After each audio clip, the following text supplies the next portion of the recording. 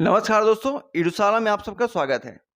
Friends, आज के videos में हम लोग घटना चक्र से बिहार का भूगोल कंप्लीट करेंगे। तो इसमें पूरी ज्योग्राफी एक ही वीडियो में कंप्लीट की गई है और इसमें हम लोग देख लीजिए, टॉपिक देख लीजिए। इसमें हम लोग बिहार का विहंगावलोकन और बिहार का इतिहास पहले ही कंप्लीट कर चुके थे।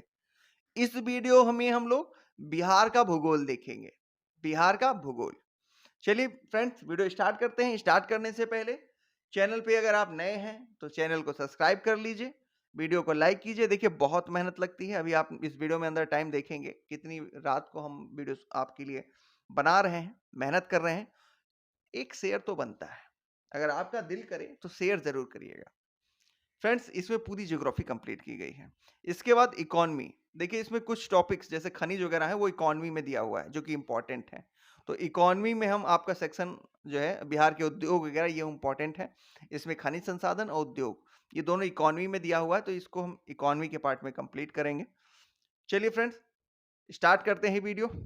बिहार राज्य का नाम बिहार यहाँ पे बौद्ध बिहारों की संख्या अधिक होने के कारण पड़ी है और इसकी स्थापना 22 मार्च को हुई, जिस कारण 22 मार्च को बिहार दिवस के रूप में मनाया जाता है।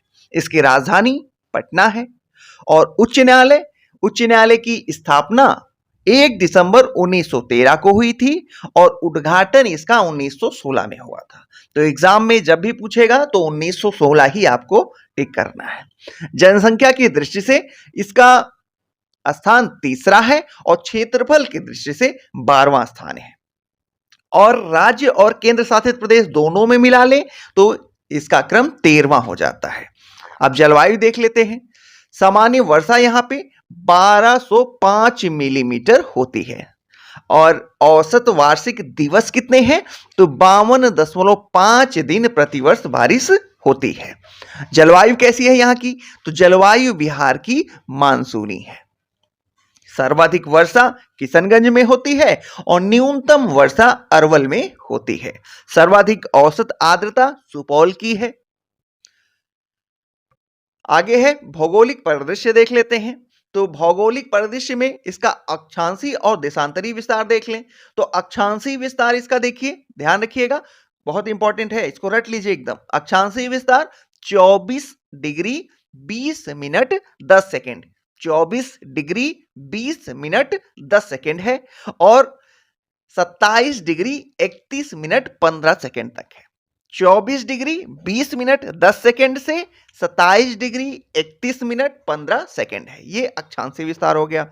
देशांतरी विस्तार देख लीजिए, 83 degree 19 minute 50 second, 83 degree 19 minute 50 second से 88 degree 17 minute 40 second, 88 degree 17 minute 40 second. क्षेत्रफल देखें तो बिहार का क्षेत्रफल जो है वो 94,163 वर्ग किलोमीटर है। कितना है 94,163 वर्ग किलोमीटर। इसकी लंबाई और चौड़ाई भी देख लीजिए। तो इसकी जो उत्तर से दक्षिण है वो लंबाई कहलाती है। तो उत्तर से दक्षिण इसकी लंबाई 345 है, 345 लंबाई है, 345 345 किलोमीटर। और इसकी चौड़ाई कितनी है पूरब से पश्चिम तो ये 483 किलोमीटर। आप इसको 483 बीसी रिलेट करिए, आप कमेंट करके बताइए 483 बीसी में क्या हुआ था। इतिहास की ऐसी कौन सी महत्वपूर्ण घटना 483 को हुई थी। शायद बौद्ध धर्म ऐसे कुछ है, आप बताइएगा, मुझे पता नहीं है।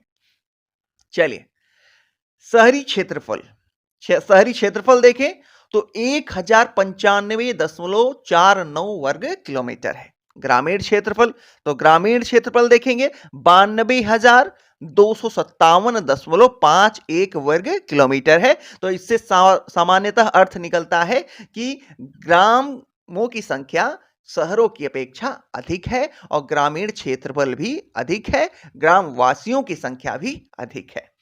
भारत के कुल क्षेत्रफल का ये 2.86%, 2.86% क्षेत्रफल है और समुद्र तल से ऊंचाई इसकी 173 फीट है। समुद्र तल से ऊंचाई 173 फीट है। आगे देखेंगे राजकीय प्रतीक।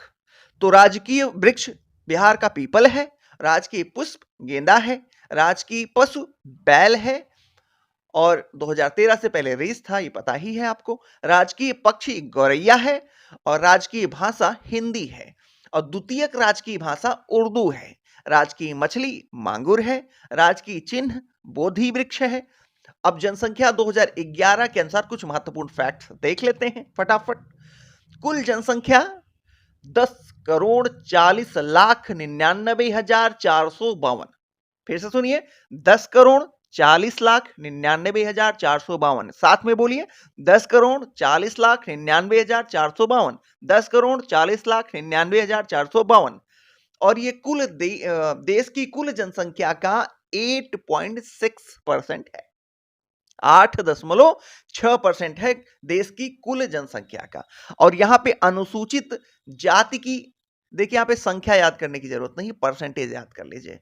अनुसूचित जाति का प्रतिशत कितना है? तो कुल जनसंख्या का 15.9% जनसंख्या अनुसूचित जाति की है। जनसंख्या घनत्व तो यहां पे कितना है? तो 1106 वर्ग किलोमीटर। 1106 वर्ग किलोमीटर जनसंख्या घनत्व है। और साक्षरता दर कितनी है? 61.80।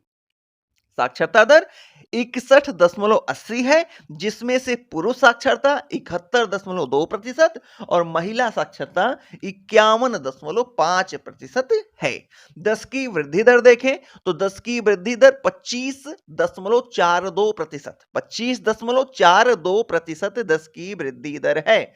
अच्छा, साक्षरता दर में एक क्रम अगर इजिली आप याद करना चाहें तो ऐसे भी देख लीजिए, 51, 61, 71।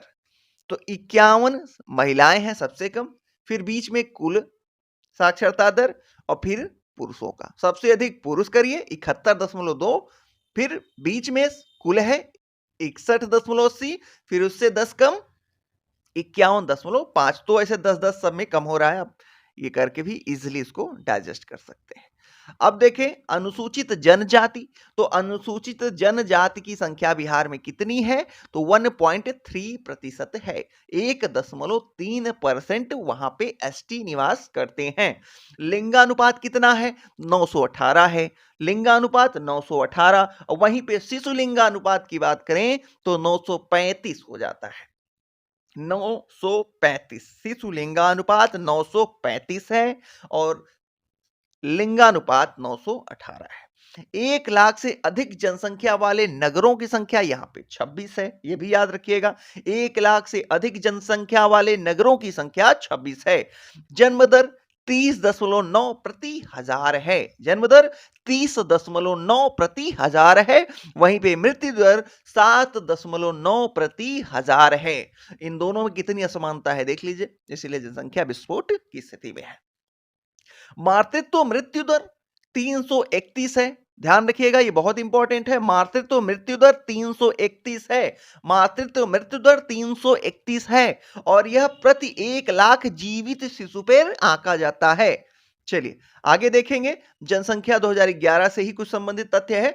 सर्वाधिक जनसंख्या पटना की है और न्यूनतम जनसंख्या शेखपुरा की है। वैसे भी देखिए भारत में शेखों की संख्या कम है। ये सब कहां? सऊदी उदी में होते हैं शेख।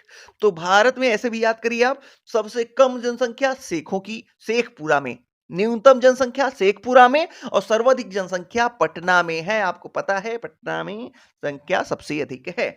सर्वाधिक अनुसूचित जाति गया में, सर्वाधिक अनुसूचित जाति गया में है और न्यूनतम अनुसूचित जाति किशनगंज में है। किशनगंज में न्यूनतम अनुसूचित जाति है। सर्वाधिक जनसंख्या घनत्व शिवहर का है। शिवहर में सर्वाधिक जनसंख्या घनत्व है। वहीं पे न्यूनतम जनसंख्या घनत्व कैमूर का है। किसका है? कैमूर। सर्वाधिक जनसंख्या घनत्व शिवहर और न्यूनतम जनसंख्या घनत्व कैमूर का होगा। अब देखते हैं सर्वाधिक पुरुष साक्षरता दर। सर्वाधिक पुरुष साक्षरता दर रोहतास में है और न्यूनतम पुरुष साक्षरता दर पूर्णिया में है। पूर्णिया में। और सर्वाधिक महिला साक्षरता दर ये भी रोहतास में है। और अगर ओवरऑल पूछे कि सर्वाधिक साक्षरता दर कहां है तो वो भी रोहतास में ही है। न्यूनतम महिला साक्षरता दर सहरसा में है। तो ध्यान रखिएगा, पुरुष और महिला दोनों में अधिकता की बात करें तो रोहतास ही है, लेकिन न्यूनतम में थोड़ा सा अंतर है। तो पुरुषों में पूर्णिया है न्यूनतम साक्षरता दर में और महिला में सहरसा है। अब देखें सर्वाधिक दशकीय वृद्धि दर मधेपुरा में है, मधेपुरा में, समझ गए होंगे आप, मधेपुरा याद करने के लिए है। न्यूनतम दशकीय वृद्धि दर गोपालगंज है, सब वहां पे गोपाल हैं तो न्यूनतम दशकीय वृद्धि दर है। न्यूनतम दशकीय वृद्धि दर गोपालगंज और सर्वाधिक दशकीय वृद्धि दर मधेपुरा। सर्वाधिक लिंगानुपात गोपालगंज का है और न्यूनतम लिंगानुपात मुंगेर का है। सर्वाधिक लिंगानुपात गोपालगंज और न्यूनतम लिंगानुपात मुंगेर का है। सर्वाधिक नगरीकरण ऑब्वियस है पटना में है, सर्वाधिक नगरीकरण पटना में है, वहीं पे न्यूनतम नगरीकरण समस्तीपुर में है। सर्वाधिक अनुसूचित जनजाति पश्चिमी चंपारण में पाए जाते हैं, ध्यान रखिए, सर्वाधिक एसटी की संख्या बिहार में पश्चिमी चंपारण में है और न्यूनतम एसटी की संख्या शिवहर में है। न्यूनतम अनुसूचित जनजाति की संख्या शिवहर में है। आगे देखेंगे प्रशासनिक परिदृश्य, यह भी बहुत इंपॉर्टेंट है। कुल जिलों की संख्या 38 है और सबसे नया जो जिला बना है वो अरवल है, मतलब 38वां जिला अरवल है। सबसे बड़ा जिला पश्चिमी चंपारण है और क्षेत्रफल के अनुसार, एक सेकेंड, सबसे बड़ा जिला क्षेत्रफल के अनुसार पश्चिमी चंपारण है और जनसंख्या के अनुसार सबसे बड़ा जिला पटना है। सबसे छोटा जिला शिवहर है क्षेत्रफल के अनुसार और जनसंख्या के अनुसार शेखपुरा है सबसे छोटा जिला। प्रखंडों की संख्या देखें तो प्रखंडों की संख्या 9 है। कौन कौन से प्रखंड हैं, चलिए हमारे साथ याद करिए। 9 प्रखंड हैं, पटना, मगध, सारण, तिरहुत, दरभंगा, कोसी, पूर्णिया, मुंगेर, भागलपुर। अच्छा एक काम करिएगा, इसको आप मैप पे जरूर याद रखिएगा, क्वेश्चन एक तो बनता ही है। इस प्रमंडल से कहीं वो नदी गुजारेगा, कहीं कुछ करेगा, तो एक क्वेश्चन यहां से बनेगा ही। इसको मैप पे आप जरूर देखिएगा प्रमंडलों की संख्या। तो फिर से रिकॉल कर लीजिए, पटना प्रमंडल, मगध प्रमंडल, सारण प्रमंडल, तिरहुत प्रमंडल, दरभंगा प्रमंडल, कोसी प्रमंडल, पूर्णिया प्रमंडल, मुंगेर प्रमंडल और भागलपुर। एक प्रश्न है आपसे, वो ये है, कमेंट बॉक्स में बताइएगा कि कितने ऐसे प्रमंडल हैं जिसमें जिलों की संख्या 6 से अधिक है या 6 है कम से कम। चलिए, अनुमंडलों की संख्या 101 है, अनुमंडलों की संख्या 101 है और सामुदायिक विकास खंड की संख्या 534 है। राजस्व गांवों की संख्या 45,103 गांव हैं और पुलिस जिले 44 है और सिविल 40 है, रेलवे के 4 है, तो 44 हो जाएंगे कुल। चलिए आगे देखेंगे हम लोग, जस्ट मिनट। चलिए अब हम इसकी सीमाएं देख लेंगे, उत्तर, दक्षिण, पूरब, पश्चिम। तो बिहार की सीमाएं देखेंगे। चलिए, उत्तर में देखेंगे तो बिहार की सीमा उत्तर में नेपाल से मिलती है, उत्तर में बिहार की सीमा नेपाल से मिलती है और जिसके अंतर्गत 7 जिले सम्मिलित हैं। कौन कौन से? सीतामढ़ी, मधुबनी, सुपौल, अररिया, किशनगंज, पश्चिमी चंपारण और पूर्वी चंपारण। अगर मैं इसको आपको एक क्रम से बता दूं तो आप नोट डाउन कर लीजिए। एक क्रम से मैं बता रहा हूं, पश्चिम से पूरब की तरफ पश्चिमी चंपारण, फिर पूर्वी चंपारण, फिर सीतामढ़ी, मधुबनी, सुपौल, अररिया, किशनगंज। ये नेपाल से जोड़ने वाले जिले हैं या यूं कहिए तो बिहार के उत्तरी जिले हैं। पूर्वी जिले, ये पूर्वी सीमा जो है ये पश्चिम बंगाल को स्पर्श करती है और 3 जिले हैं। कौन कौन से? 3 जिले, 3 जिले ये हैं किशनगंज, उत्तर से नीचे दक्षिण की तरफ आ रहे हैं, किशनगंज, पूर्णिया, कटिहार। किशनगंज सबसे ऊपर है, फिर पूर्णिया, फिर कटिहार सबसे नीचे है। तो पूरब में पश्चिम बंगाल से 3 जिले मिलते हैं, किशनगंज, पूर्णिया और कटिहार। दक्षिण में देखें तो 8 जिले, दक्षिण में 8 जिले और ये इसकी सीमा झारखंड से मिलती है दक्षिण में। तो 8 जिले कौन कौन से हैं बिहार के जो झारखंड को स्पर्श करते हैं? वो हैं रोहतास, औरंगाबाद, गया, नवादा, जमुई, बांका, भागलपुर, कटिहार। रोहतास, औरंगाबाद, गया, नवादा, जमुई, बांका, भागलपुर, कटिहार, ये 8 जिले हैं जो कि झारखंड को स्पर्श करते हैं। वेस्ट में देखेंगे तो ये उत्तर प्रदेश से इसकी सीमा टच होती है, जो कि 8 राज्यों को स्पर्श करती है। तो उत्तर प्रदेश को बिहार की 8 जिले स्पर्श करते हैं, जिसमें रोहतास, कैमूर, बक्सर, भोजपुर, सारण, सिवान, गोपालगंज और चंपारण है। रोहतास, बक्सर, कैमूर, भोजपुर, सारण, सिवान, गोपालगंज और पश्चिमी चंपारण, ये उत्तर में उत्तर प्रदेश पश्चिम में उत्तर प्रदेश को स्पर्श करती हुई सीमा है। अब आगे देखेंगे सिंचाई से कुछ संबंधित तथ्य कि बिहार में सबसे जो अधिक सिंचाई होती है वो नदियों से। तो सबसे बड़ी नदी जो है, देखिए, बड़ी नदी बिहार में गंगा है। सर्वाधिक अपवाह क्षेत्र किसका है? तो इसका भी, ये भी गंगा ही होगा। कुल सिंचित क्षेत्र कितने हैं, और या यूं कहिए तो कृषि योग्य क्षेत्र कितने हैं? तो 57%, 57% क्षेत्र ऐसे हैं जो सिंचित क्षेत्र हैं और जिन पे कृषि कार्य संपन्न होता है। सबसे बड़ी सिंचाई परियोजना गंडक परियोजना है। कौन सी सबसे बड़ी सिंचाई परियोजना? गंडक परियोजना है। और सिंचाई में प्रतिशत भाग देख लेते हैं तो सर्वाधिक सिंचाई जो होती है वो नलकूपों से होती है। 63.9%, परसेंट याद रखिएगा, 63.9% सिंचाई बिहार में नलकूपों से होती है।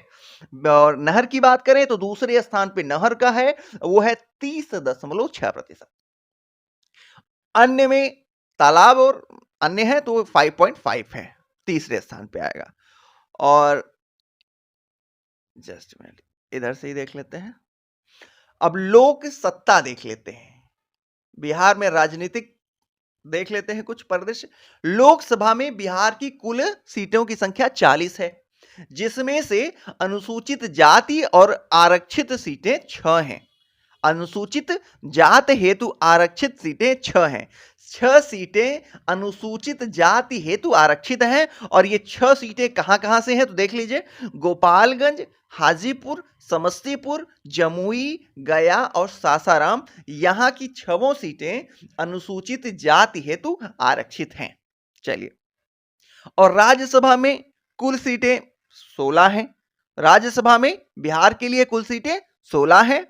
और स्थानीय प्रशासन या स्थानीय स्वशासन के संबंध में कुछ देख लेते हैं तो जिला परिषद की संख्या 38 है, पंचायत समिति की संख्या 534 है, ग्राम पंचायत की संख्या 8406 है, और नगर निगम की संख्या 18 है। तो 18 नगर निगम याद करने की जरूरत नहीं है, बस इतना याद रखिए कि नगर निगम की संख्या 18 है। विधायिका देखें तो विधायिका में बिहार में कुल 243 सीट। अच्छा, ध्यान रखिएगा, विधायिका से संबंधित जो अभी नई मंत्रिपरिषद का गठन हुआ है, तो सारे मंत्री, जितने भी मंत्री हैं जिन्होंने शपथ लिया है, जिन जिन विभाग उनको मिला है, वो एकदम रट लीजिएगा, 1 या 2 क्वेश्चन रहेगा, श्योर रहेगा। तो विधानसभा में कुल सीटें 243 हैं, और जो कि अनुसूचित जाति है तो 38 सीटें आरक्षित हैं। तो बिहार विधानसभा में अनुसूचित जाति हेतु 38 सीटें आरक्षित हैं, और अनुसूचित जनजाति हेतु 2 सीटें आरक्षित हैं। तो अनुसूचित जनजाति हेतु 2 सीटें आरक्षित है, ध्यान रखिएगा। अच्छा, एक प्रश्न यहां पे ये है कि बिहार में ये जो आरक्षण लोकसभा में या राज्यसभा में एससी और एसटी को दिया गया है, ये संविधान के किस अनुच्छेद के तहत है? पता नहीं, ऐसे कुछ 330 या ऐसे कुछ है, हमें नहीं पता, आप बताइएगा, हमें कमेंट करके बताइएगा। 30 है, 31 है, 32 है, 33 है, क्या है? मुझे पता नहीं है, आप बताइएगा 330 या 331 क्या है? आप बताइएगा कमेंट करके, मुझे भी मालूम हो जाएगा। चलिए, परीक्षा दृष्टि देखते हैं। बिहार नेपाल अंतरराष्ट्रीय सीमा की लंबाई कितनी है? तो उत्तर में बिहार नेपाल को स्पर्श करता है, और वहां इसकी लंबाई 729 किलोमीटर है। जस्ट तो वहां इसकी लंबाई 729 किलोमीटर है। बिहार में राष्ट्रीय राजमार्गों की लंबाई 5947.84 किलोमीटर है। दशमलव सहित रट लीजिए, इंपॉर्टेंट है, दशमलव सहित रट लीजिए, क्योंकि अभी नितिन गडकरी वाला खेला भी हुआ है, आप सब समझ ही रहे हैं, तो ये संभावना बनती है कि वो पूछ ले। तो 5947.84 किलोमीटर राष्ट्रीय राजमार्ग की लंबाई बिहार में है। बंगाल से अलग कर बिहार एवं उड़ीसा का गठन 22 मार्च 1912 को किया गया था। बंगाल से अलग करके बिहार का गठन, बिहार और उड़ीसा संयुक्त रूप से था उस टाइम, तो बिहार का गठन 22 मार्च 1912 को किया गया था। संयुक्त बिहार एवं उड़ीसा राज्य के प्रथम राज्यपाल कौन थे? तो संयुक्त बिहार उड़ीसा सहित के प्रथम राज्यपाल सत्येंद्र प्रसन्न सिन्हा थे। सत्येंद्र प्रसन्न सिन्हा। विधानसभा, बिहार विधानसभा परिषद काउंसिल का भवन कब बना? तो ये 1920 में बना है। बिहार विधानसभा काउंसिल भवन 1920 में। श्री कृष्ण सिंह के नेतृत्व में प्रथम सरकार गठित हुई थी कब? तो 20 जुलाई 1937 को श्री कृष्ण सिंह के नेतृत्व में प्रथम सरकार गठित हुई थी। लेकिन यहां थोड़ा सा ध्यान रखिएगा कि प्रथम प्रधानमंत्री बिहार, क्योंकि पहले प्रधानमंत्री होते थे, तो बिहार के प्रथम प्रधानमंत्री श्री कृष्ण नहीं थे। बिल्कुल ध्यान रखिएगा, नहीं थे। कौन थे आप जरा बताइएगा मुझे कमेंट करके। कोई मुस्लिम थे, मुझे याद नहीं आ रहा है, मुझे याद नहीं है। आप बता देंगे तो मुझे भी मालूम हो जाएगा, तो कमेंट करिएगा जरूर।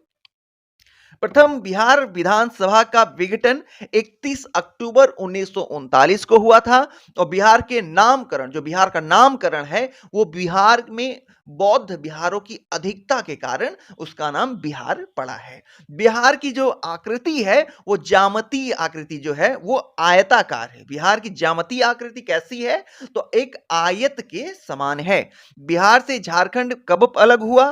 तो 15 नवंबर 2000 को बिहार से झारखंड अलग हुआ था और कुल 46% भूभाग को अपने में लिए हुए है वो। चलिए, एक यहां पे प्रश्न मेरे हिसाब से आपको बताना चाहिए कमेंट में कि बिहार और उड़ीसा कब अलग हुए। ये कमेंट करके बताइए। 35-36 पता नहीं ऐसे कुछ हुए थे, आप हमें कमेंट करके बताइएगा। 1935 या 36 ऐसे कुछ था, आप बताइए कमेंट करके। चलिए, एक बार इसकी सीमा हम जरूर देखेंगे, यहाँ पे मैप पे देख लेंगे तो ज्यादा स्पष्ट हो जाएगा। तो चलिए देखते हैं। देखिए, यहां पे सर्वाधिक क्षेत्रफल वाला जिला जो है वो पश्चिमी चंपारण, मैप पे यहां देख लीजिए, ये याद हो जाएगा। सर्वाधिक क्षेत्रफल वाला जिला पश्चिमी चंपारण है। और यहां पे ये भी ध्यान रखिएगा कि यहां पे नेपाल है, तो नेपाल से कौन कौन सी सीमा मिल रही है ये भी ध्यान रखते चलिए। इसी समय उसी क्रम में हम बात करेंगे। तो सर्वाधिक क्षेत्रफल वाला जिला पश्चिमी चंपारण हो गया, फिर उसके बाद पूर्वी चंपारण है, और शिवहर जो है वो सबसे कम क्षेत्रफल वाला जिला और सर्वाधिक जनसंख्या घनत्व वाला जिला है। ठीक है, तो शिवहर सबसे कम क्षेत्रफल वाला जिला और सर्वाधिक जनघनत्व वाला जिला शिवहर है। उसके बाद सीतामढ़ी है, ये भी नेपाल को टच कर रही है। मधुबनी नेपाल को टच कर रही है। सुपौल भी नेपाल को टच कर रहा है। अररिया है, नेपाल को टच कर रहा है। किशनगंज है, ये भी नेपाल को टच कर रहा है। और आगे इधर देख लें तो ये किशनगंज, पूर्णिया और कटिहार, ये तीन देख लीजिए। यहाँ पे पश्चिम बंगाल है, पश्चिम बंगाल को ये तीनों स्पर्श कर रहे हैं, किशनगंज, पूर्णिया और कटिहार। अब देख लीजिए, पूर्णिया जो है वो न्यूनतम साक्षरता वाला जिला है, साथ ही न्यूनतम पुरुष साक्षरता वाला जिला भी पूर्णिया है। न्यूनतम साक्षरता वाला जिला पूर्णिया और न्यूनतम पुरुष साक्षरता वाला जिला ये भी पूर्णिया है। इधर से देख लें तो सर्वाधिक लिंगानुपात गोपालगंज का है। सर्वाधिक लिंगानुपात गोपालगंज का है और सबसे कम दशकीय वृद्धि दर भी गोपालगंज की है। दो चीजें हैं गोपालगंज में, एक तो सर्वाधिक लिंगानुपात है यहां पे और दूसरा सबसे कम दशकीय वृद्धि दर है। और फिर देखें पटना में, तो पटना सर्वाधिक जनसंख्या वाला जिला है और सबसे बड़ा शहर मेट्रोपॉलिटन महानगर ये पटना है। ठीक है, और कैमूर देख लें, जिसको भभुआ भी कहते हैं, ये न्यूनतम जनघनत्व वाला जिला है। न्यूनतम जनघनत्व वाला जिला कैमूर है। रोहतास देखेंगे तो रोहतास सर्वाधिक महिला साक्षरता दर वाला जिला है और साथ ही सर्वाधिक पुरुष साक्षरता दर वाला भी जिला है। और अगर पूछे कि कुल ओवरऑल साक्षरता दर में भी रोहतास ही है। अब इधर देख लें तो शेखपुरा में न्यूनतम जनसंख्या वाला जिला है, तो न्यूनतम जनसंख्या वाला जिला शेखपुरा ही है। और इधर तो हो गए सारे। मधेपुरा देख लीजिए एक बार, सर्वाधिक दशकीय जनसंख्या वृद्धि दर मधेपुरा में है। सर्वाधिक दशकीय वृद्धि दर मधेपुरा में है। ठीक है, अब आगे देखेंगे मुंगेर में देख लीजिए, न्यूनतम लिंगानुपात वाला जिला मुंगेर है। बिहार का भूगोल। बिहार की भूगर्भिक संरचना देखेंगे सबसे पहले, तो इसको 4 भागों में बांट के देख सकते हैं। सबसे पहला है धारवाड़ क्रम, दूसरा टर्शियरी चट्टानें, तीसरा है विंध्यन चट्टानें, चौथा है क्वाटरनरी चट्टानें। ये पूछा हुआ क्वेश्चन है कि कौन सी चट्टानें किस क्रम की हैं, ये पूछता है, तो ध्यान रखिएगा यहाँ पे। तो चलिए देख लेते हैं एक-एक करके। धारवाड़ क्रम, तो धारवाड़ क्रम में इस चट्टानों का निर्माण जो हुआ है प्री कैम्ब्रियन युग में हुआ है। इनकी अवस्थिति देख लीजिए, जमुई है, नवादा, मुंगेर की पहाड़ियां, खड़गपुर की पहाड़ियां, बिहार शरीफ, राजगीर और गया, ये धारवाड़ क्रम की चट्टानें यहाँ पे मिलती हैं। महत्व इनका क्या है, तो यहाँ पे schist, gneiss, granite, quartzite, cobalt, manganese, chromium एवं अभ्रक के निक्षेप मिलते हैं। अगला है टर्शियरी चट्टानें, तो टर्शियरी चट्टानें की अवस्थिति देखेंगे तो पश्चिमी चंपारण, सोमेश्वर की पहाड़ी, हिमालयी का तराई क्षेत्र जो है, यहाँ पे टर्शियरी चट्टानें पाई जाती हैं। और यहाँ पे कांग्लोमरेट, बालू पत्थर, चूना पत्थर के निक्षेप पाए जाते हैं और यहाँ पे तेल भंडार होने की संभावना है। अगला है विंध्यन चट्टानें, तो विंध्यन चट्टानों की अवस्थिति देखिएगा, तो निचला विंध्यन क्रम, ये सेमरी क्रम जिसे भी कहते हैं, ये रोहतास में पाया जाता है। तो ध्यान रखिएगा, विंध्यन क्रम की चट्टानें रोहतास और यहाँ पे निचली विंध्यन क्रम की चट्टान और ऊपरी विंध्यन क्रम की चट्टान रोहतास एवं कैमूर में। और इसका महत्व किस लिए है, तो ये विंध्यन क्रम की चट्टानों में चूना पत्थर, बालू पत्थर और पाइराइट के निक्षेप पाए जाते हैं। शेरशाह सूरी का मकबरा व सारनाथ के स्तूप हेतु इसी पत्थर का प्रयोग हुआ है, वो विंध्यन क्रम की चट्टानें हैं। चलिए क्वाटरनरी चट्टान देख लेते हैं, तो क्वाटरनरी चट्टान की अवस्थिति देखिए, तो बिहार का जो मैदानी क्षेत्र है, यहाँ पे क्वाटरनरी चट्टानें पाई जाती हैं। इनके महत्व क्या है, तो टेथिस सागर के अवक्षेप एवं गंगा की सहायक नदियों द्वारा लाए गए अवसादों से ये निर्मित है और ये अत्यंत ही उपजाऊ है। अगला है बिहार की भू-आकृतिक संरचना, तो बिहार की भू आकृतिक संरचना देखेंगे तो इसको जो है 3 भागों में बांट के देख सकते हैं। एक तो पर्वतीय क्षेत्र है, पर्वतीय संरचना, दूसरा पठारी संरचना और तीसरा है मैदानी संरचना। ये तीनों पाई जाती है बिहार में। तो चलिए एक एक करके देख लेते हैं। तो पर्वतीय क्षेत्र में शिवालिक का पर्वतीय पठार है, ये सोमेश्वर श्रेणी में पाया जाता है। तो ध्यान रखिएगा, सोमेश्वर श्रेणी ये शिवालिक का पर्वतीय क्षेत्र है और ये जो है सर्वोच्च चोटी इसकी क्या है, तो सोमेश्वर चोटी श्रेणी की सर्वोच्च चोटी जो है वो फोर्ट सोमेश्वर है और ये सबसे ऊंची चोटी 880 मीटर की है, पश्चिम चंपारण में पाई जाती है और बिहार की ये उत्तरतम श्रेणी है सोमेश्वर श्रेणी। विस्तार इसका कहाँ है, तो ये त्रिवेणी नगर से भिखनाठोरी दर्रे के मध्य तक है। प्रमुख दर्रे देखेंगे जो कि सोमेश्वर श्रेणी से हैं, तो भिखनाठोरी दर्रा, सोमेश्वर दर्रा और मरवाद दर्रा प्रमुख दर्रे हैं। अगला देखेंगे हरहा घाटी, घाटी का विस्तार सोमेश्वर श्रेणी व रामनगर दून के मध्य स्थित है और ये जलोढ़ मैदान है। रामनगर दून देख लीजिए, रामनगर दून का विस्तार शिवालिक की दक्षिण श्रेणी का निम्न पहाड़ी भाग है और अधिकतम ऊंचाई इसकी जो है वो संतपुर के निकट 242 मीटर की है। अब कुछ इंपॉर्टेंट फैक्ट्स देख लीजिए इसमें। तो परीक्षा की दृष्टि से इंपॉर्टेंट फैक्ट, बिहार को मुख्यतः कितने भौगोलिक क्षेत्र में विभाजित करते हैं, तो ये कुल 10 भौगोलिक क्षेत्र में इसको विभाजित करते हैं। दक्षिणी बिहार के मैदान में स्थित जलमग्न निम्न भूमियां क्या कहलाती हैं, तो ये टाल कहलाती हैं। उदाहरण देखें तो मोर टाल, बढ़िया टाल, मोकमा टाल और सिंघौल टाल प्रमुख टाल है। अब यहां हमने पर्वत देख लिया, अब मैदानी क्षेत्र देख लेते हैं। मैदानी क्षेत्र में देखेंगे तो गंगा नदी द्वारा 2 भागों में इसको विभाजित किया जाता है। एक तो उत्तरी मैदान हो जाता है और दूसरा है दक्षिणी मैदान। तो उत्तरी मैदान को देख लेते हैं। उत्तरी मैदान का क्षेत्रफल देख लें तो इसका क्षेत्रफल 56,980 वर्ग किलोमीटर है और उत्तरी मैदान में कुछ प्रमुख नदियां हैं, कौन कौन सी देख लीजिए। कोसी नदी, बागमती, बूढ़ी गंडक, गंडक और महानंदा, ये प्रमुख नदियां हैं।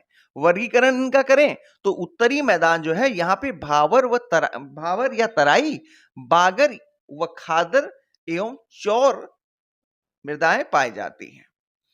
विस्तार देखेंगे तो इसका विस्तार भागलपुर, सहरसा, दरभंगा, पश्चिमी चंपारण, सिवान, मधुबनी, पूर्वी चंपारण, गोपालगंज, पूर्णिया, सारण और मुजफ्फरपुर में हुआ है।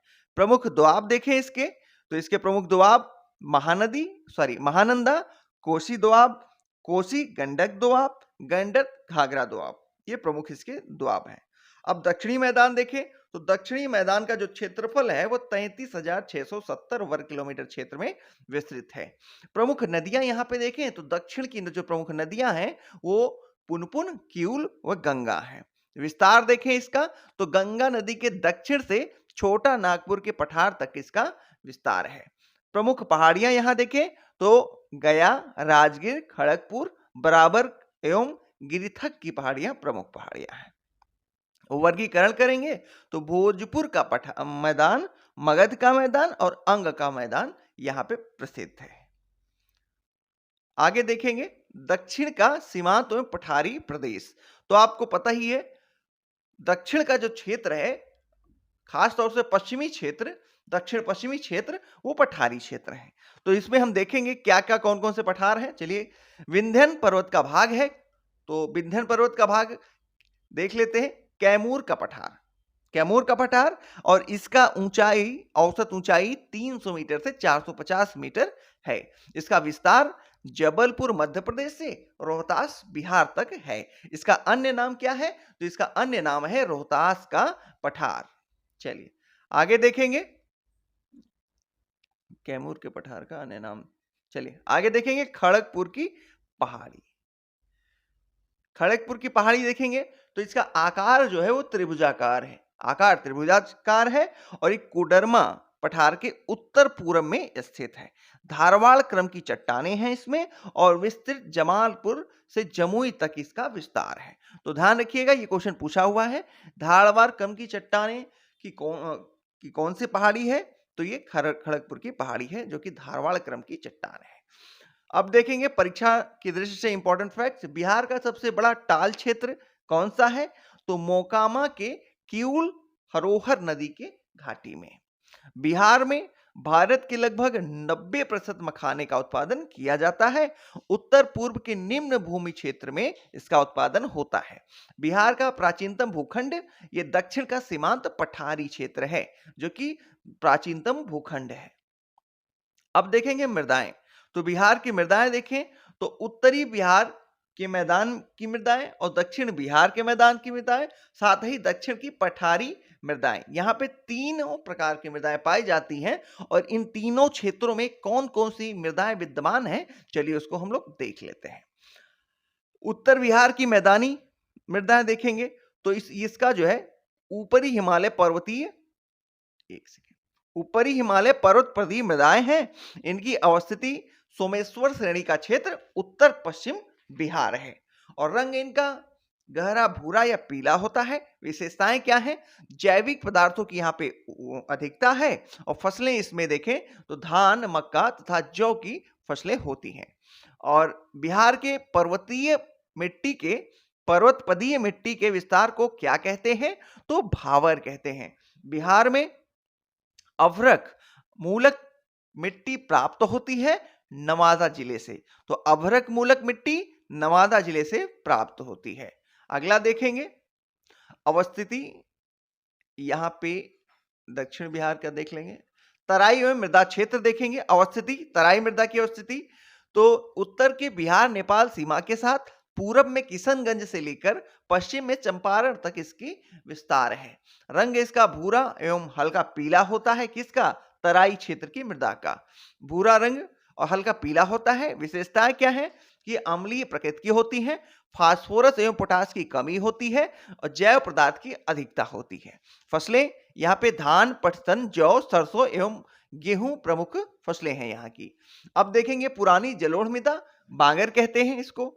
अब इसकी अवस्थिति कहाँ है तो गंगा के दक्षिणी मैदान में रोहतास से लेकर गया, पटना, मुंगेर एवं भागलपुर तक इसका विस्तार है। रंग इसका भूरा गाढ़ा भूरा होता है और हल्का काला भी होता है। विशेषताएं क्या हैं? चूना एवं पोटास की अधिकता पाई जाती है। फास्फोरस, ह्यूमस और नाइट्रोजन की इसमें कमी होती है, अर्थात फना की कमी होती है। प्रमुख फसलें देखें तो गन्ना, मक्का, धान, गेहूं एवं जूट यहाँ की प्रमुख फसलें हैं। नवीन जलोढ़ मृदा देख लीजिए, तो नवीन जलोढ़ मृदा जो है उनको खादर कहा जाता है। अवस्थिति देखें इसकी, तो कोसी क्षेत्र में पूर्णिया और सहरसा तथा दरभंगा और मुजफ्फरपुर से चंपारण के उत्तर पश्चिमी भाग तक इनकी अवस्थिति है।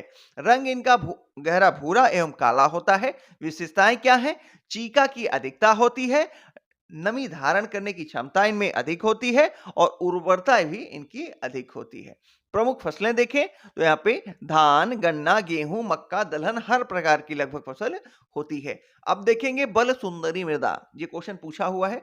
बल सुंदरी मृदा, इनकी अवस्थिति देख लीजिए। बांगर की दक्षिण दिशा में पूर्णिया, सहरसा, दरभंगा, मुजफ्फरपुर, चंपारण एवं सारण जिले में इनकी अवस्थिति है। रंग इनका गहरा भूरा एवं सफेद होता है। विशेषताएं क्या हैं? तो इनमें चूने की अधिकता होती है, क्षारीय प्रवृत्ति की होती हैं और कम उर्वरक होती हैं। प्रमुख फसलें यहां देखें तो धान, गेहूं, मक्का, गन्ना, तंबाकू, आम, लीची एवं केला यहाँ की प्रमुख फसलें हैं। दक्षिण बिहार की मैदानी मृदाएं देख लें तो इसको हम सबसे पहले देखेंगे कगारी मृदा। तो कगारी मृदा की अवस्थिति देखिए, तो गंगा के दक्षिणी एवं सोन, क्यूल एवं फल्गु नदियों के किनारे है स्थित है ये। रंग इसका भूरा होता है। किसका? कगारी मृदा का रंग भूरा होता है। विशेषता क्या है? तो इसमें चूने की अधिकता होती है और यहाँ पे सरसों, जौ, दाल, मक्का एवं विभिन्न सब्जियां उगाई जाती हैं। टाल मृदा देखें, ये भी पूछा हुआ प्रश्न है, इंपॉर्टेंट है। टाल मृदा, इनकी अवस्थिति देख लीजिए, तो बक्सर, मुंगेर, पटना, भागलपुर जिले में इनकी अधिकता है। रंग देखें तो धूसर रंग का होता है। विशेषता क्या है? जलमग्न क्षेत्र, दोमट व चीका मृदा की प्रधानता होती है और मोटे कण वाली मृदा ये होती है। अब फसल देख लीजिए, तो रबी की फसल एवं दलहन यहाँ की प्रमुख फसलें हैं। करेल कवाल, ये भी पूछा हुआ प्रश्न है। करेल कवाल मृदा, इनकी अवस्थिति देख लीजिए। बक्सर, जहानाबाद, रोहतास, मुंगेर, भोजपुर, पटना, भागलपुर और औरंगाबाद जिला करेल कवाल मिट्टी की अवस्थिति है। रंग देखेंगे तो पीला एवं गहरा भूरा होता है। विशेषता क्या है? तो सिल्ट, बालू एवं क्ले का मिश्रण है ये। करेल मृदा क्षारीय, केवाल मृदा अम्लीय और क्षारीय प्रकृति की होती है। करेल मृदा क्षारीय होती है और केवाल मृदा क्षारीय एवं अम्लीय प्रकृति की होती है। जल ग्रहण क्षमता अधिक होती है और उर्वरता भी इनकी अधिक होती है। फसल देखें तो गेहूं, धान, बाजरा एवं अरहर इनकी प्रमुख फसलें हैं। अगला देखेंगे बलथर मिट्टी। बलथर मिट्टी देखेंगे तो अवस्थिति इनकी देखिए, गंगा के मैदान में की दक्षिणी सीमा तथा छोटा नागपुर के पठार की उत्तरी सीमा के मध्य ये संकीर्ण पट्टीनुमा क्षेत्र में अवस्थित है। रंग इनका पीलापन लिए हुए लाल रंग का होता है। विशेषता क्या है? ये अम्लीय प्रकृति की कम उर्वरा मृदा है और प्रमुख फसलें यहाँ पे आलू, ज्वार, बाजरा एवं अरहर की खेती होती है। बिहार में पिडमोंट स्वैप मिट्टी पाई जाती है। कहाँ? ये इंपॉर्टेंट है। पिडमोंट स्वैप मिट्टी पश्चिमी चंपारण के पश्चिमोत्तर भाग में पाई जाती है। मुजफ्फरपुर, दरभंगा तथा चंपारण जिले में पाई जाने वाली मृदा नवीन जलोढ़ मृदा कहलाती है। आगे देखेंगे हम लोग दक्षिण के संकीर्ण पठार की मृदा। तो इसमें लाल बलुई मृदा है। इनकी अवस्थिति कहाँ है? तो पठारी क्षेत्र देख लीजिए, रोहतास एवं कैमूर, तो यही इनकी अवस्थिति है। रंग लाल या पीला होता है और विशेषता क्या होती है? बालू की अधिकता होती है, ह्यूमस की मात्रा अधिक होती है और ये उर्वरता इनमें कम होती है। प्रमुख इसमें फसलें जो है वो बाजरा, मक्का और ज्वार है। लाल एवं पीली मृदा देख लीजिए, तो लाल और पीली मृदा की अवस्थिति दक्षिण पूर्व बिहार, जिसमें बांका, जमुई, नवादा, गया, मुंगेर एवं औरंगाबाद का पठारी क्षेत्र सम्मिलित है। अब देखें रंग तो इनका लाल होता है। विशेषताएं क्या है? लौह तत्व की अधिकता होती है और उर्वरता इनमें कम होती है। फसलें इसमें दलहन एवं मोटे अनाज उगाए जा सकते हैं। बिहार में अधिक वर्षा के कारण बृहद स्तर पर जूट की खेती या कृषि होती है। कहाँ होती है? उत्तर पूर्वी बिहार में। तो बिहार में वर्षा कहाँ सर्वाधिक होती है? उत्तर पूर्वी बिहार में। चलिए, बिहार के लगभग 90% क्षेत्रफल का विस्तृत मैदान है कहाँ? जलोढ़ मृदा में। धान एवं जूट हेतु प्रयुक्त मृदा कौन सी है? तो खादर मृदा है। बिहार का दाल का कटोरा किस क्षेत्र को कहते हैं? तो मोकामा टाल क्षेत्र को बिहार का दाल का कटोरा कहा जाता है। पुराने बिहार की कितने प्रतिशत जमीन लेकर झारखंड राज्य का गठन हुआ? तो ये 45.85% क्षेत्र बिहार से अलग करके झारखंड का गठन किया गया। भीम बांध वन्यजीव अभ्यारण्य मुंगेर जिले में स्थित है। बिहार का अधिकांश भाग आच्छादित है कछारी मिट्टी एवं दोमट मिट्टी से। ये सब इंपॉर्टेंट है, पूछे गए हैं एग्जाम में। बिहार का अधिकांश भाग कछारी मिट्टी एवं दोमट मिट्टी से आच्छादित है। बिहार में दामोदर नदी प्रवाहित होती है भ्रंश घाटी से। ध्यान रखिएगा, दामोदर नदी बिहार में भ्रंश घाटी से प्रवाहित होती है। अगला देखते हैं हम लोग बिहार की नदियां। बिहार की नदियां देख लेंगे। तो सबसे पहले हम लोग देखेंगे गंगा नदी। तो गंगा नदी चौसा, बक्सर जिले में चौसा के बिहार में प्रवेश करती है और मध्य बिहार में पश्चिम से पूर्व की ओर प्रवाहित होती है। बिहार में इस गंगा की लंबाई 445 किलोमीटर है। याद रखिएगा, गंगा संबंधित जितने भी फैक्ट्स हैं सब इंपॉर्टेंट है। तो बिहार में गंगा की लंबाई 445 किलोमीटर होती है और बिहार में प्रवाहित क्षेत्र जो है इसका वो 15,165 वर्ग किलोमीटर प्रवाह क्षेत्र है। और देखेंगे तो उत्तर दिशा की सहायक नदियां, उससे पहले कुछ और फैक्ट देख लीजिए। ये जो 12 जिले हैं ये देख लीजिए कि बिहार के कौन कौन से 12 जिले जो हैं जो कि गंगा नदी को स्पर्श करते हैं। वो है भोजपुर, सारण, बक्सर, वैशाली, पटना, बेगूसराय, खगड़िया, समस्तीपुर, कटिहार, भागलपुर, लखीसराय, मुंगेर। ये मैप रख के आप एक बार देख लीजिएगा जरूर, क्योंकि इंपॉर्टेंट है, पूछा गया प्रश्न है। भोजपुर, फिर से देख लीजिए, भोजपुर, सारण, बक्सर, वैशाली, पटना, मुंगेर, बेगूसराय, खगड़िया, समस्तीपुर, कटिहार, भागलपुर, लखीसराय और मुंगेर। सर्वाधिक लंबी नदी है ये और सर्वाधिक लंबाई इसकी कहां पे है? ये इसकी सर्वाधिक लंबाई पटना में है। पटना में गंगा की सर्वाधिक लंबाई है, ये इंपॉर्टेंट फैक्ट है।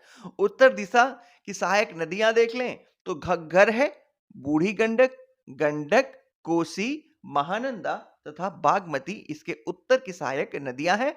दक्षिण दिशा की सहायक नदियां देखेंगे तो सोन, पुनपुन, कर्मनाशा, किऊल, फाल्गु तथा हरोहर नदियां इसकी दक्षिण दिशा से मिलने वाली प्रमुख सहायक नदियां हैं।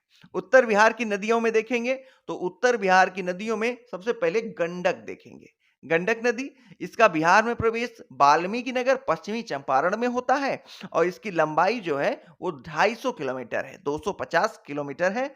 अन्य नाम इसका देखें तो इसका अन्य नाम, गंडक नदी का अन्य नाम काली गंडक, सदानीरा, गंडकी, नारायणी और सालिग्रामी है। तो इसमें सबसे इंपॉर्टेंट सालिग्रामी है।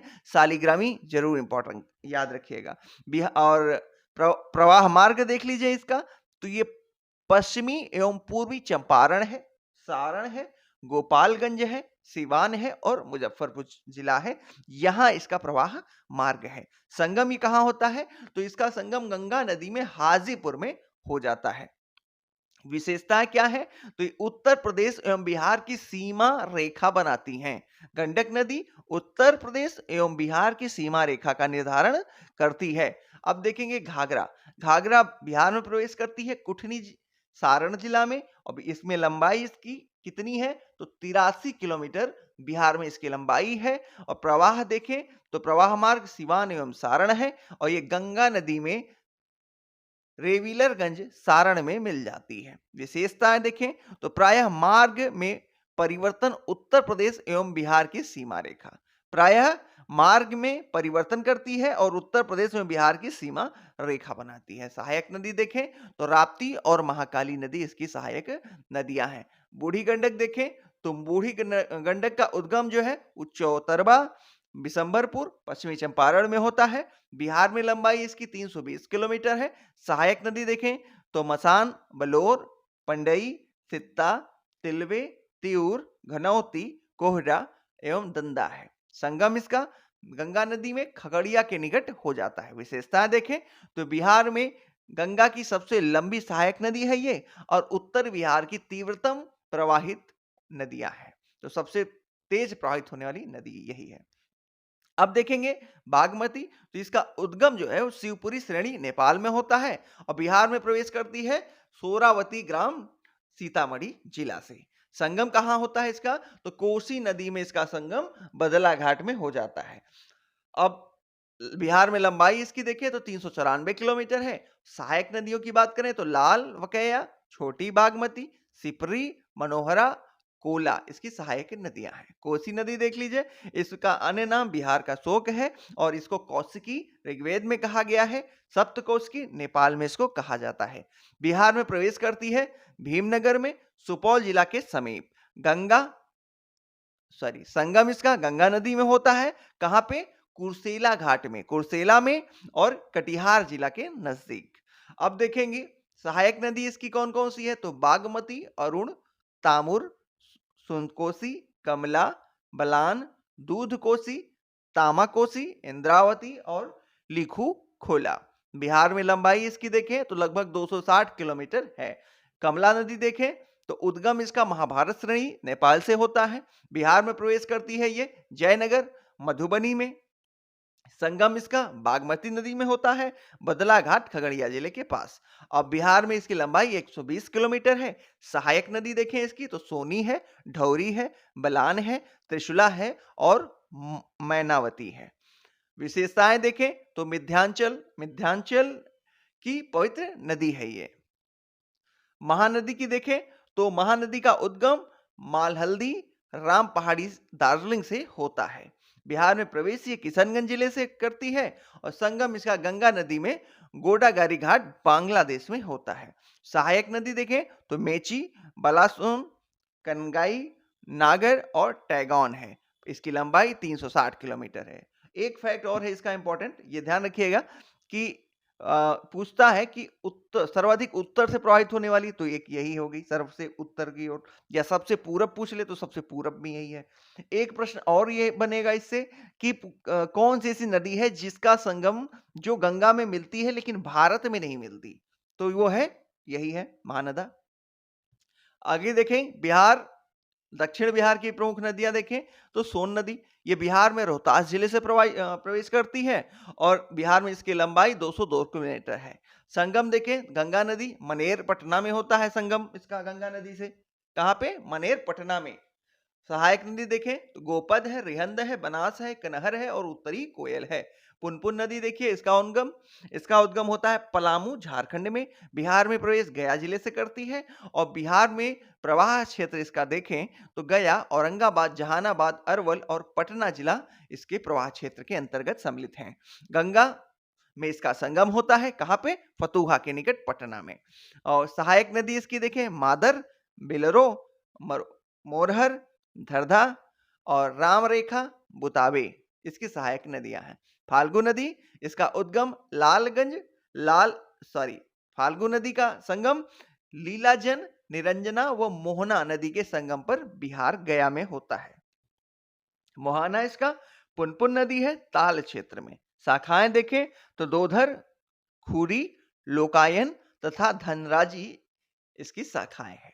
विशेषताएं देखें तो इस नदी के किनारे गौतम बुद्ध को ज्ञान की प्राप्ति हुई थी और पितृ पक्ष के दौरान पिंडदान यहीं किया जाता है। अब देखेंगे अजय नदी। अजय नदी का उद्गम जो है वो बटपाड़, जमुई जिला, बिहार से होता है। संगम इसका भागीरथी नदी में पश्चिम बंगाल में होता है और बिहार में प्रवाह इसका देखें तो जमुई और मुंगेर इसके प्रवाह क्षेत्र के अंतर्गत आते हैं। सकरी नदी देखिए उद्गम छोटा नागपुर पठार, बिहार में प्रवेश गोविंदपुर के निकट, नवादा जिला। बिहार में प्रवाह नवादा, पटना, गया एवं मुंगेर जिला क्षेत्र है। संगम इसका गंगा नदी के क्यूल तथा मोरहर के साथ हुआ है। कर्मनासा नदी देख लें तो इसका उद्गम है कैमूर पर्वत बिहार में। संगम इसका गंगा नदी चौसा, बक्सर जिले में होता है। गंगा नदी से संगम इसका बक्सर जिले में चौसा के पास हो जाता है। किसका? कर्मनाशा का। विशेषताएं देखें तो अशुभ या अपवित्र नदी इसको कहा जाता है। उत्तर प्रदेश व बिहार की सीमा भी बनाती है ये। और अगली है चानन नदी। चानन नदी इसका अन्य नाम है पंचानन और उद्गम इसका छोटा नागपुर पठार से होता है। प्रमुख धाराएं देखें तो ये धारा और इसकी जरूरत नहीं है, छोड़ दीजिए। आपस में जो है संगम करती हैं ये गिरियक नालंदा जिला, ये भी इंपॉर्टेंट नहीं है।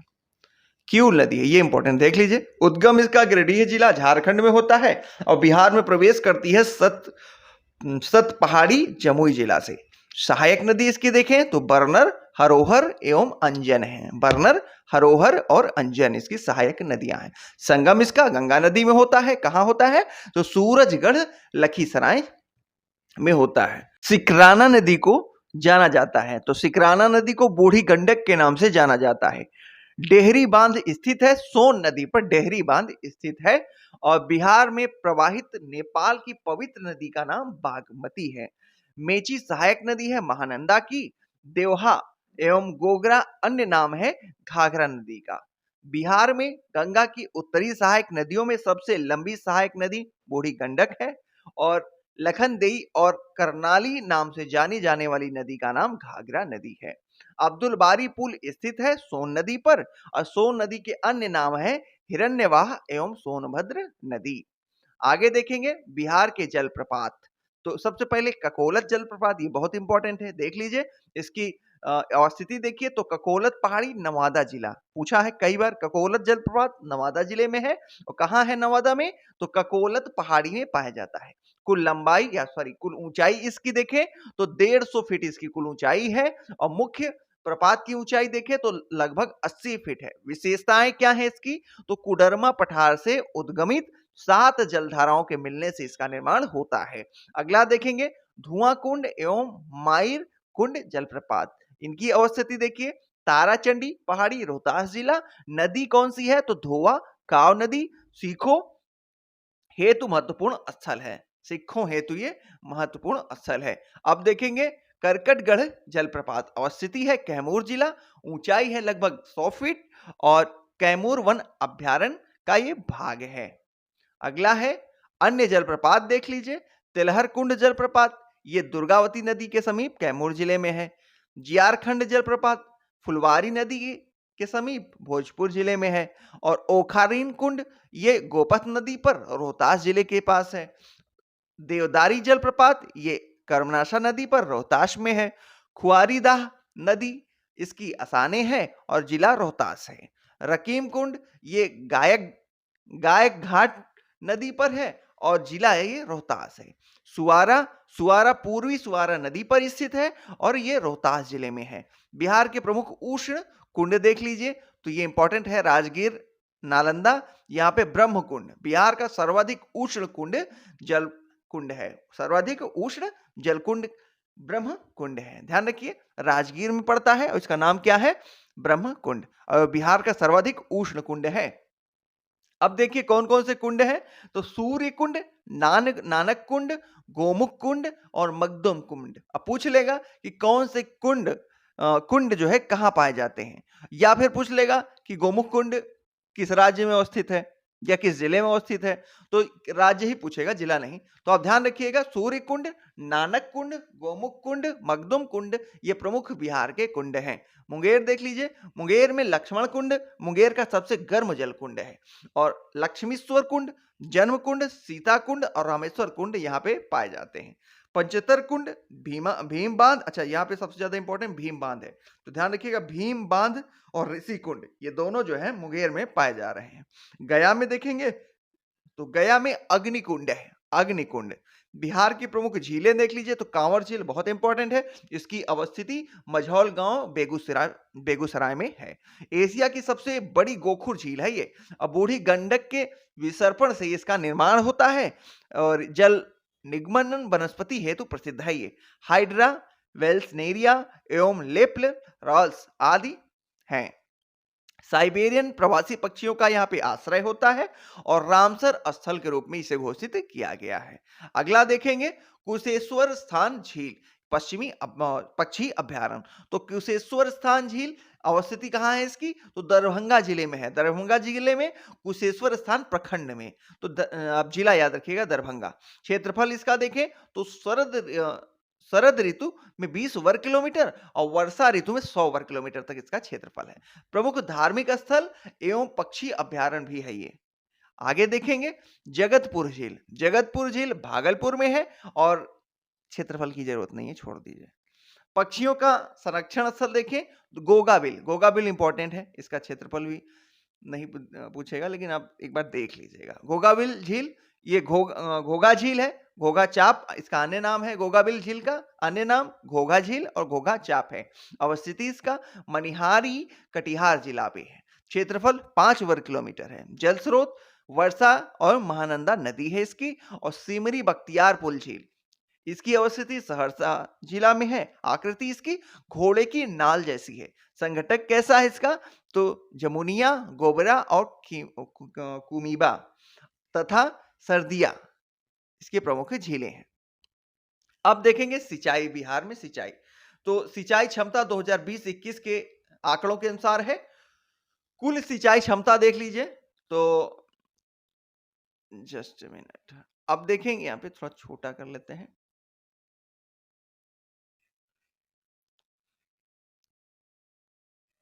देखिए चरम सिंचाई क्षमता यहाँ पे जो है वो 117.54 लाख हेक्टेयर है और सृजित सिंचाई क्षमता जो है वो 80.91 लाख हेक्टेयर है। अब देखिए नवीन योजनाएं देख ले। दुर्गावती जलाशय परियोजना, पश्चिमी कोसी और बटेश्वर गंगा पंप नहर योजना, चोकन सिंचाई योजना आदि यहाँ की प्रमुख योजनाएं हैं। अब देखेंगे इसमें बृहद एवं मध्यम सिंचाई क्षमता, तो ये ऊपर आपने देख ही लिया, चरम क्षमता याद करने की जरूरत नहीं है। चलिए लघु सिंचाई देखिए, इसकी चरम क्षमता देखिए 64.01 लाख हेक्टेयर है। सृजित सिंचाई इसकी 44 है, ये पूछेगा नहीं, छोड़ दीजिए। बिहार राज्य की प्रमुख नहर परियोजनाएं देख लेते हैं। बिहार के कुल संचित क्षेत्र में 30.6% इसका योगदान है। नहर का योगदान 30.6% है और सिंचित क्षेत्र सर्वाधिक रोहतास में है। ये इंपॉर्टेंट फैक्ट है। सकल संचित क्षेत्र सर्वाधिक रोहतास में है और सकल संचित क्षेत्र सबसे कम शिवहर जिले में है। कहाँ है? शिवहर जिले में। और नहरों में सिंचित सर्वाधिक क्षेत्र रोहतास का है। नहरों से सिंचित सर्वाधिक क्षेत्र रोहतास का है। और पश्चिमी चंपारण का देख लीजिए कितना है, सबका लिखा हुआ है। दूसरे स्थान पे, तीसरे पे औरंगाबाद है। नहरों से सिंचित क्षेत्र में सर्वाधिक रोहतास हो गया, दूसरे पे चंपारण, तीसरे पे औरंगाबाद। चलिए अब देखेंगे कोसी नदी परियोजना। तो ये है फस्ते बांध, हनुमान नगर अवरोध बांध नेपाल में है। नहरें देखें इस पे तो पूर्वी कोसी नहर सुपौल, सहरसा, मधेपुरा, पूर्णिया, कटिहार, अररिया एवं खगड़िया है। पश्चिमी कोसी नहर दरभंगा, समस्तीपुर, सुपौल और मधुबनी में है। छतरा नहर ये नेपाल का मोरांग क्षेत्र में है।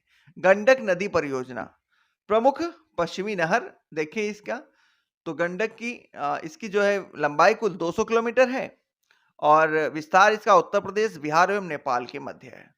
पूर्वी नहर परियोजना में कौन कौन सी हैं देख लीजिए। मुख्य पूर्वी नहर जो है इसका अन्य नाम इसका तिरहुत नहर भी है। क्या नाम है? तिरहुत नहर। इसकी लंबाई 293 किलोमीटर है। विस्तार है मुजफ्फरपुर, वैशाली, पश्चिमी चंपारण एवं समस्तीपुर में। सोन नदी घाटी देख लीजिए, बिहार की सबसे पुरानी आधुनिक नहर परियोजना 1876 में शुरू हुई थी और उद्गम इसका डेहरी जो है रोहतास में है। प्रमुख नहरें इसकी देख लीजिए सोन नदी की, तो पश्चिमी सोन नहर में उद्गम है डेहरी सोन नदी का बायां तट पे स्थित है और लाभान्वित होने वाले जिले रोहतास, भभुआ, भोजपुर, बक्सर। पूर्वी सोन नहर देखिएगा तो उद्गम है इसका वारुण, सोन नदी का दाहिना तट है ये और लंबाई 126 किलोमीटर है। मुहाना गंगा पटना के निकट में है इसका। लाभान्वित होने वाले जिले देखें तो औरंगाबाद, गया, जहानाबाद, अरवल और पटना है। त्रिवेणी नहर बहुत इंपॉर्टेंट है, देख लीजिए। निर्माण इसका 1907 में हुआ था। उद्गम गंडक नदी, त्रिवेणी एवं पश्चिमी चंपारण जिला है। लाभान्वित जिला पश्चिमी चंपारण है।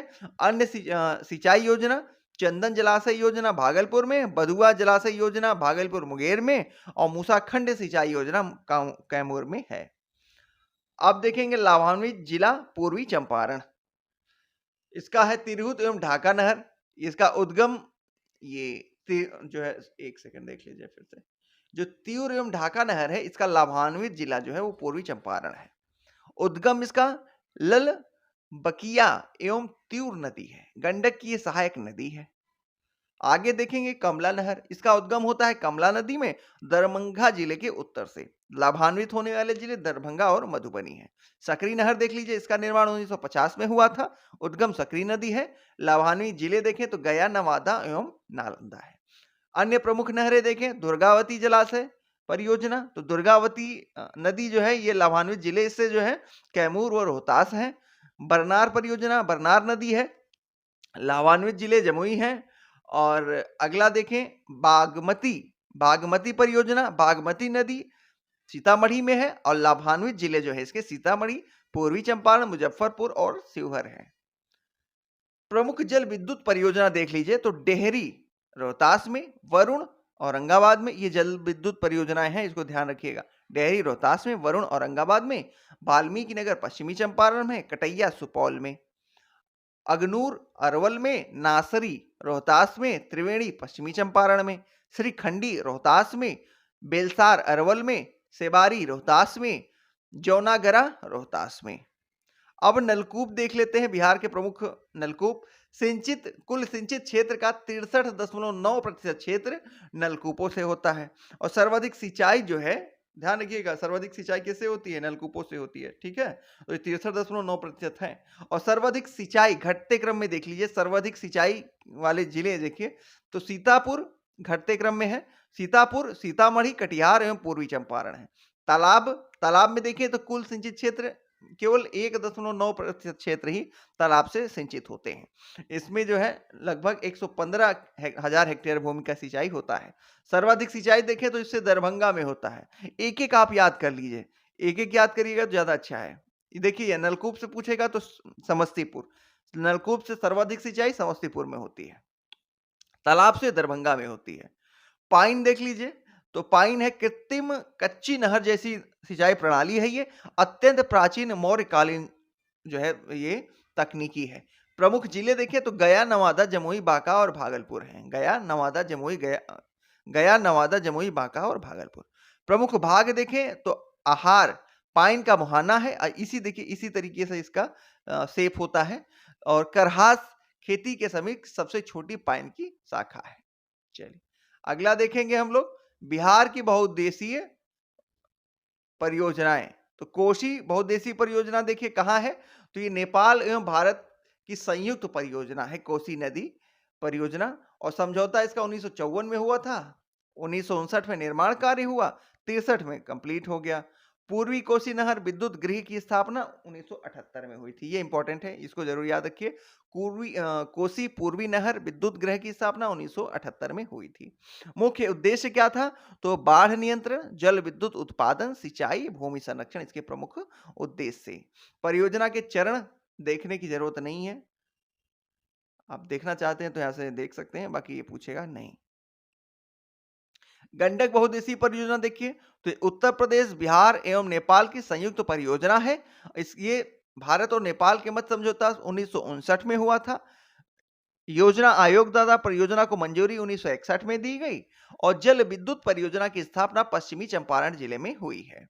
पूर्वी गंडक नहर परियोजना देख लीजिए तो पूर्वी गंडक नहर परियोजना ये मुजफ्फरपुर, वैशाली, पूर्वी चंपारण, सारण, पश्चिमी चंपारण, गोपालगंज, सीवान में विस्तृत है। इसके अन्य नाम है तिरहुत नहर। क्या नाम है? तिरहुत नहर। गंडक की समांतर प्रवाहित होती है ये, और मुख्य पश्चिमी गंडक नहर परियोजना है ये। और कुल लंबाई इसकी 200 किलोमीटर है, 3 भागों में विभाजित है। इसे लाभान्वित वाले जिले देखिए तो देवरिया, गोरखपुर, कुशीनगर और महाराजगंज ये उत्तर प्रदेश के हैं। सारण, सिवान, गोपालगंज ये बिहार के हैं। और भैरवा ये नेपाल के जिले हैं। वाल्मीकि नगर, वाल्मीकि नगर जो कि पश्चिमी चंपारण में है, गंडक नदी पर बांध बना हुआ है। तो ध्यान रखिएगा वाल्मीकि नगर में जो कि पश्चिमी चंपारण है में है, गंडक नदी पर बांध बना हुआ है। अब देखेंगे सोन नदी, सोन बहुउद्देशीय परियोजना। ये देखिए बिहार की प्रथम बहुउद्देशीय परियोजना है और सोन बैराज या इंद्रापुरी बैराज नामक जलाशय का निर्माण इस पे किया गया है। विश्व का चौथा सबसे बड़ा बैराज है ये, विश्व का चौथा सबसे बड़ा बैराज है। निर्माण कार्य 1960 में शुरू हुआ, 5 साल में कंप्लीट कर लिया गया। नहरें देखें तो पश्चिमी सोन नहर, इसकी शाखा बक्सर, आरा एवं चौसा नहर पे है और सोन नहर इसकी पूर्वी शाखा है। जल विद्युत केंद्र देखिएगा तो डेहरी जल विद्युत केंद्र और बरून जल विद्युत केंद्र इसकी प्रमुख शाखा है सोन नदी की। मेगावाट की जरूरत नहीं है। चलिए बिहार की जलवायु का वर्गीकरण देख लेते हैं। तो बिहार की जलवायु का वर्गीकरण उपोष्ण कटिबंधीय एवं मानसूनी प्रकार में किया गया है।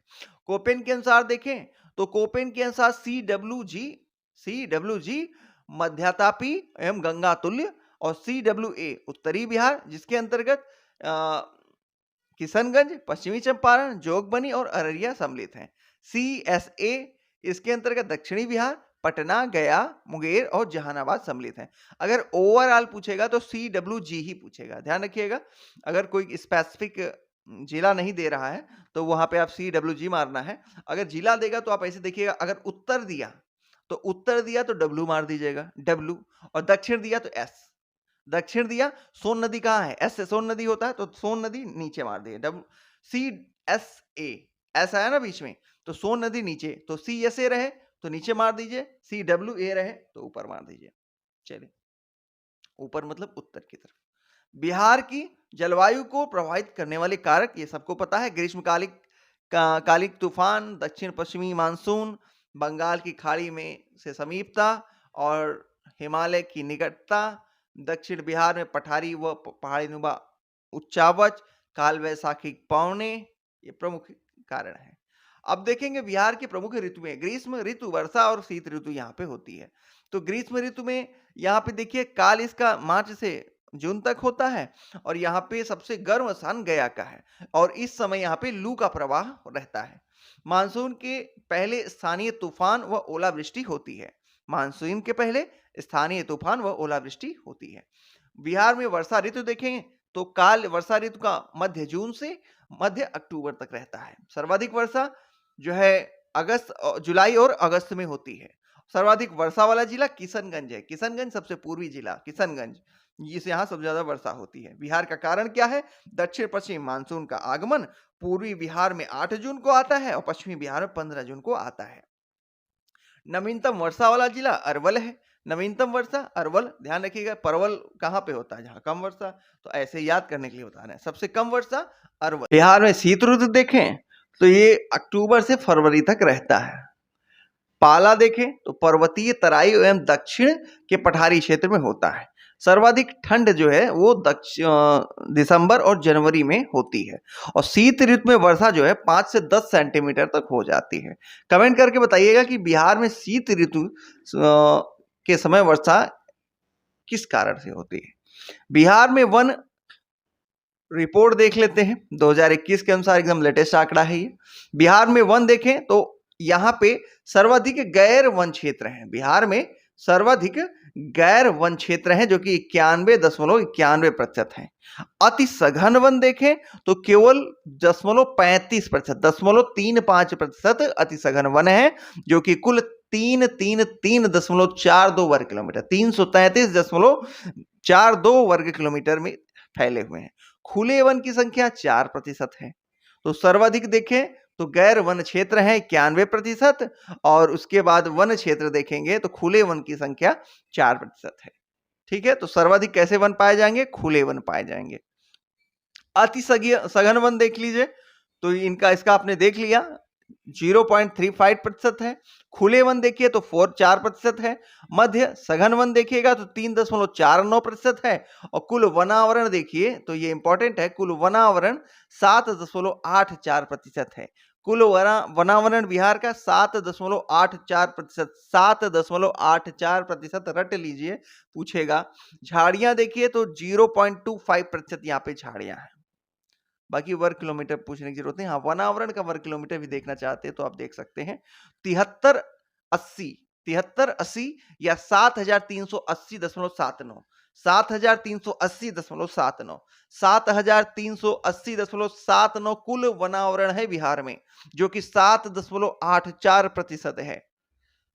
चलिए आगे देखेंगे तो सर्वाधिक वनावरण क्षेत्र वाले जिले देखेंगे तो नंबर 1 पे कैमूर आता है। यहाँ पे 1051.56 वर्ग किलोमीटर है। तो आपको ये नहीं याद करना है, आपको केवल 1-2 नंबर याद कर लीजिए। तो पहले स्थान पे कैमूर है सर्वाधिक वनावरण क्षेत्र में, और दूसरे स्थान पे पश्चिमी चंपारण है। बस ये 2 याद रखिए। देखना चाहते हैं तो रोहतास तीसरे पे, जमुई चौथे पे है। बाकी याद आपको ये 2 जरूर करने हैं, कैमूर और पश्चिमी चंपारण। न्यूनतम वनावरण क्षेत्र वाले जिले देखेंगे तो शेखपुरा। शेख लोग कहाँ रहते हैं? अरब में रहते हैं। अरब में क्या होता है? वन होता ही नहीं है।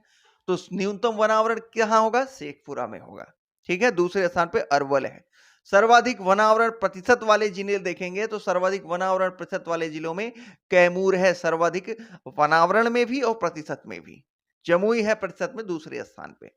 प्रमुख वन संरक्षण संस्थान देखेंगे, संजय गांधी जैविक उद्यान पटना में है, चिड़ियाघर सफारी राजगीर में है, विक्रमशिला गांगे डॉल्फिन अभ्यारण्य भागलपुर में है, राजकीय वन शिक्षण संस्थान गया में है। आगे देखेंगे 2019 की तुलना में सर्वाधिक वनावरण वृद्धि हुई है बांका में। बांका में सर्वाधिक वनावरण वृद्धि हुई है, बस इसी को याद रखिए। बांका में सर्वाधिक वनावरण वृद्धि हुई है। अब देखेंगे 2019 की तुलना में वनावरण में सर्वाधिक हानि कहां हुई है? तो कैमूर में सर्वाधिक हानि हुई है। कैमूर में सर्वाधिक हानि और बांका में सर्वाधिक वृद्धि। अब देखिए बिहार में अति सघन वन वाले जिले देखेंगे तो अति सघन वन जो है वो बिहार में पश्चिमी चंपारण में पाए जाते हैं। कहां पे? पश्चिमी चंपारण में बिहार में पाए जाते हैं। दूसरे स्थान पे मुंगेर में पाए जाते हैं। केवल ये 2 याद रखिए, अति सघन वन सबसे ज्यादा अति सघन वन पश्चिमी चंपारण में, दूसरे स्थान पे मुंगेर में। चलिए आगे देखते हैं बिहार के राष्ट्रीय उद्यान एवं वन्य जीव तथा पक्षी अभ्यारण्य। तो इसमें देखिए राष्ट्रीय पार्क देखिए तो वाल्मीकि राष्ट्रीय पार्क, ये इस वाल्मीकि बाघ शरण स्थली है, और प्रमंडल 1 और 2 पश्चिमी चंपारण। ये सब इंपॉर्टेंट नहीं है, सिर्फ इतना ध्यान रखिए कि वाल्मीकि राष्ट्रीय उद्यान, वाल्मीकि राष्ट्रीय पार्क और राष्ट्रीय उद्यान दोनों आपको पता ही होगा, ये पश्चिमी चंपारण में है। ठीक है, पश्चिमी चंपारण में।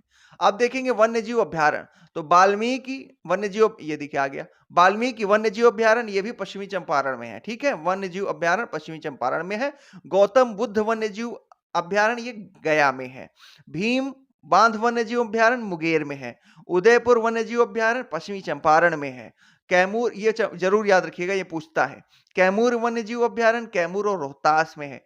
और राजगीर वन्यजीव अभ्यारण्य नालंदा में है। विक्रमशिला गांगे डॉल्फिन अभ्यारण्य भागलपुर में है। रजौली वन्यजीव अभ्यारण्य नवादा में है। रजौली वन्यजीव अभ्यारण्य नवादा में। आगे देखेंगे पक्षी अभ्यारण्य तो पक्षी अभ्यारण्य भी याद रखिएगा। तो इसमें जो है सर्वप्रथम देखेंगे हम लोग, एक सेकेंड, सबसे पहला है कुशेश्वर स्थान पक्षी अभ्यारण्य। तो कुशेश्वर स्थान पक्षी अभ्यारण्य ये दरभंगा में है। कहां है?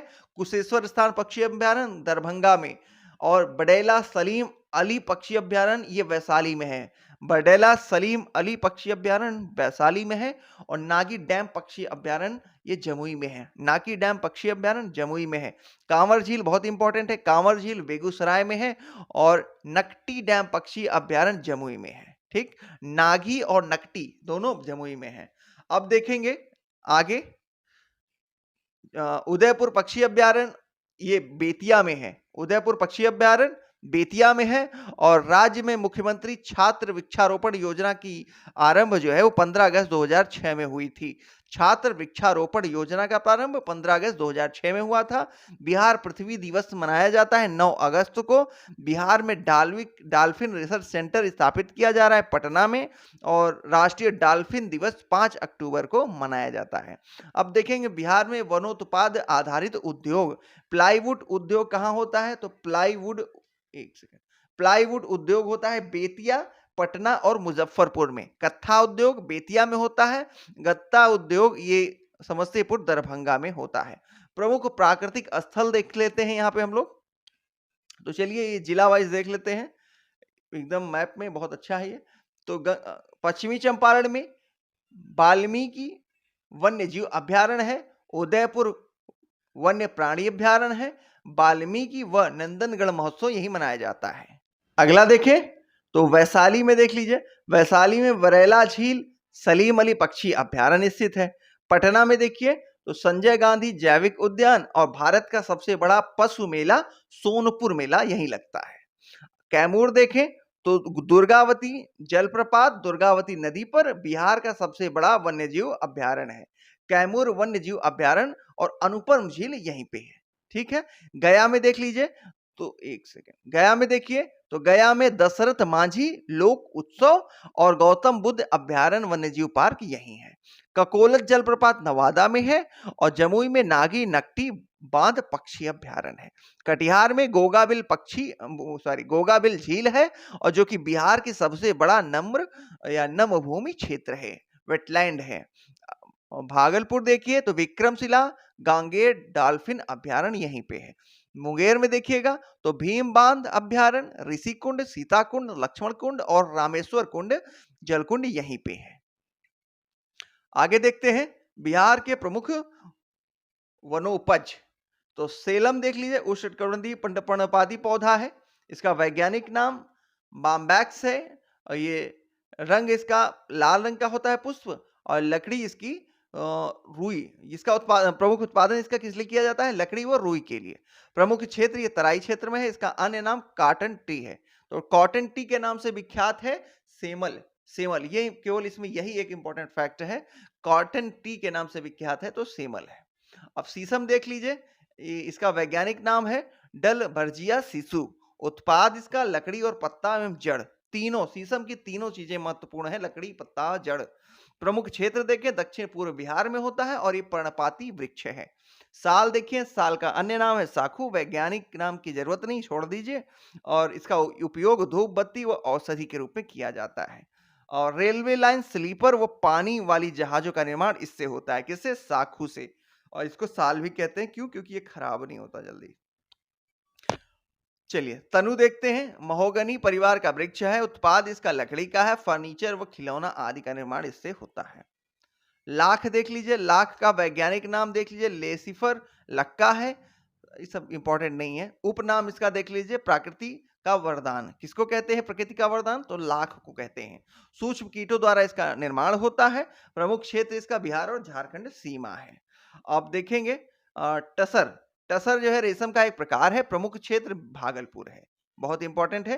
टसर रेशम का एक प्रकार है। प्रमुख क्षेत्र भागलपुर है। चलिए इसी के साथ आपका ये ज्योग्राफी घटना चक्र से कंप्लीट होता है और अगले वीडियो में हम लोग किसी अगले टॉपिक के साथ मिलते हैं। तब तक के लिए गुड नाइट।